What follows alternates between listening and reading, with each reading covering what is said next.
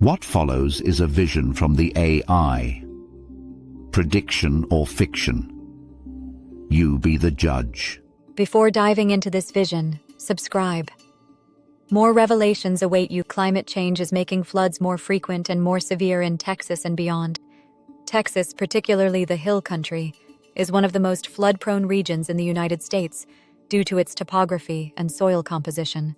This natural vulnerability is now being exacerbated by climate change, which is fundamentally reshaping water cycles. As the atmosphere warms, it holds more moisture.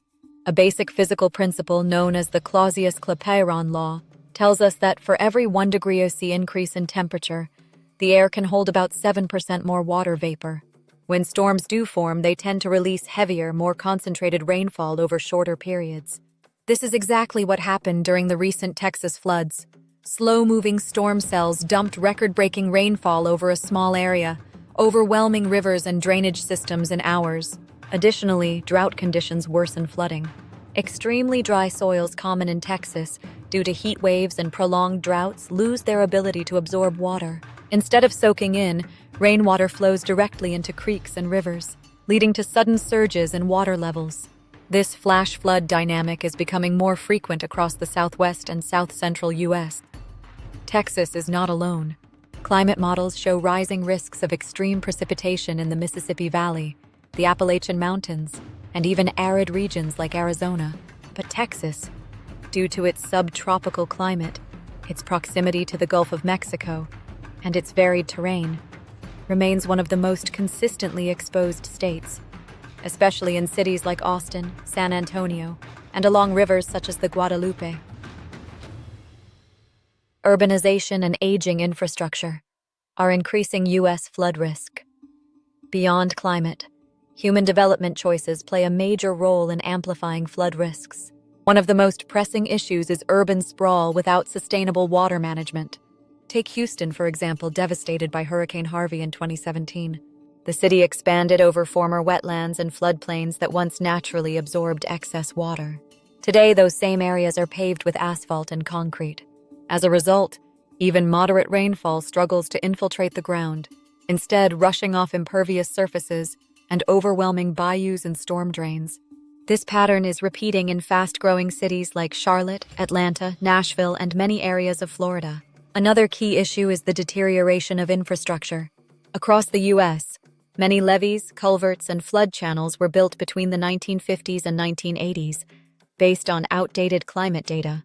These systems were never designed to handle the types of extreme precipitation now becoming routine. In places like Illinois, Missouri, and Central California, aging levees have failed during recent storms, turning what might have been manageable floods into full-scale disasters. The U.S. also suffers from a fragmented system of disaster management, where cities, counties, states, and federal agencies often lack coordination. In the recent Texas floods, rural communities had no flood sirens, limited cell coverage, and few real-time sensors to monitor river levels. Despite accurate meteorological forecasts, this lack of infrastructure meant many people received no warning. Future resilience will depend on a shift toward green infrastructure, e.g., natural floodplains, rain gardens, permeable streets, comprehensive flood mapping updates, and cross-agency planning that reflects the evolving climate realities. Technological gaps in flood forecasting and communication. While the U.S. has some of the world's best meteorologists and satellite systems, technological gaps remain, especially in how data is distributed to the public and emergency services. One glaring issue is the lack of hyperlocal flood sensors in rural and semi-urban areas. For example, during the 2025 Texas flood event, hydrologists knew a dangerous rainfall event was underway, but many watersheds lacked the automated gauges needed to track stream and river levels in real time. By the time water overtopped bridges or entered homes, it was too late. This highlights a key problem: forecasting rain is no longer enough. We need systems that monitor how that rain behaves on the ground, minute by minute. Another gap is the way information is shared with the public. Flash flood warnings are often delivered through apps, websites, or TV, but many people don't check these sources regularly, especially at night.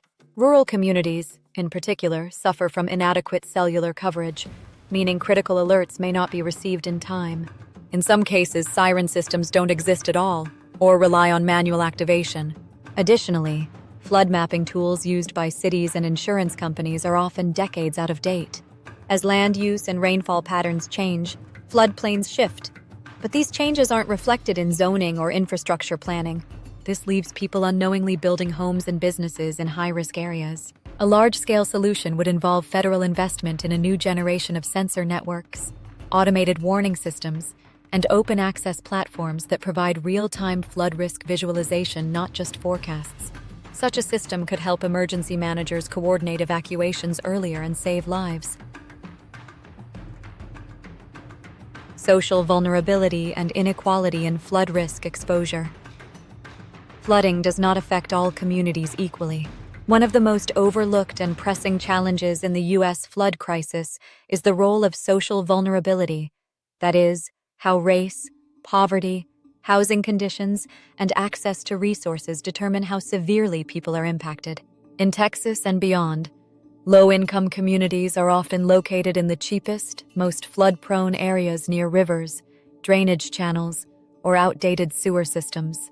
These neighborhoods are less likely to have updated flood protections, elevated buildings, or adequate insurance. During a flash flood, residents may lack vehicles, savings, or alternative housing options, making evacuation and recovery especially difficult. Moreover, studies show that flood insurance is deeply inequitable. Many homeowners in risk zones don't qualify for federal assistance because they don't carry costly flood policies, or their properties are renters' units where landlords have no legal obligation to protect tenants.